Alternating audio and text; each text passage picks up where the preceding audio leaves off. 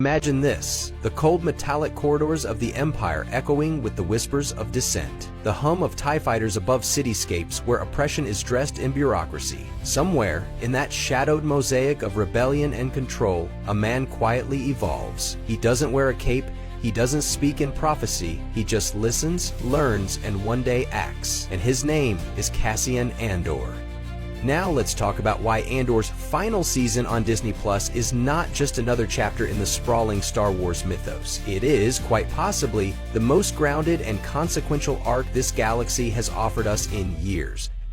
Cassian began as a reluctant participant in a war that felt too big, too scattered, too lost in whispers and betrayals. But what the upcoming season promises isn't just his transformation into the man we meet in Rogue One. It's the collapse of his apathy and the forging of something vital, something that speaks to every one of us watching. The cost of becoming who you're meant to be.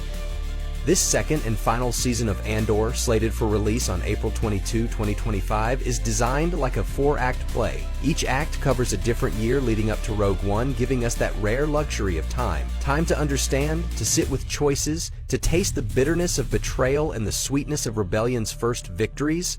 That's rare. That's storytelling with patience and purpose. Now, I'll say this.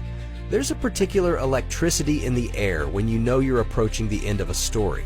And everyone involved in this production knows it. You can feel it in the decisions being made, from character trajectories that refuse to play safe, to the visual tone that leans into the gray instead of the black and white. Returning alongside Diego Luna's magnetic performance as Andor, we have an ensemble that's practically a masterclass in layered character work. Genevieve O'Reilly's Mon Mothma, a political operator par excellence whose internal war often feels more tense than any firefight. Forrest Whitaker's Saw Gerrera reminds us that the rebellion, too, can blur into extremism. Stellan Skarsgård's Luthen Rael continues to dance the most dangerous tightrope in the galaxy. And for those of you with an eye for poetic symmetry, yes, Ben Mendelsohn returns as the cold-blooded Krennic. His icy grip on the Death Star project will now echo with even greater significance. Then there's K2SO, voiced by the irreplaceable Alan Tudyk. We're finally going to see the origin of that bond between Cassian and the droid, and let me tell you, when a cold, sarcastic Imperial droid becomes one of the most loyal figures in your life, that says something about who you are and who you've become. And here's something I've been turning over in my head for weeks. Cyril Karn.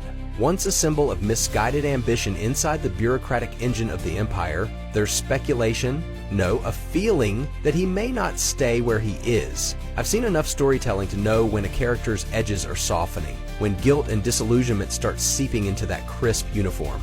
Could Cyril switch sides? Could the story be setting him up for redemption, or will he cling harder to control the more the galaxy crumbles around him? Either way, his arc is a tightrope, and watching him balance it is one of this series' quiet joys.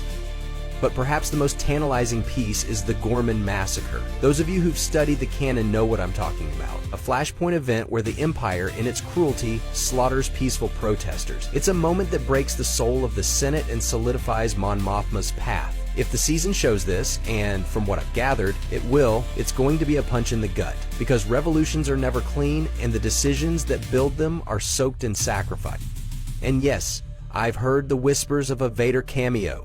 If he appears, even briefly, it won't just be for fan service. His shadow is already looming over this narrative like a storm cloud.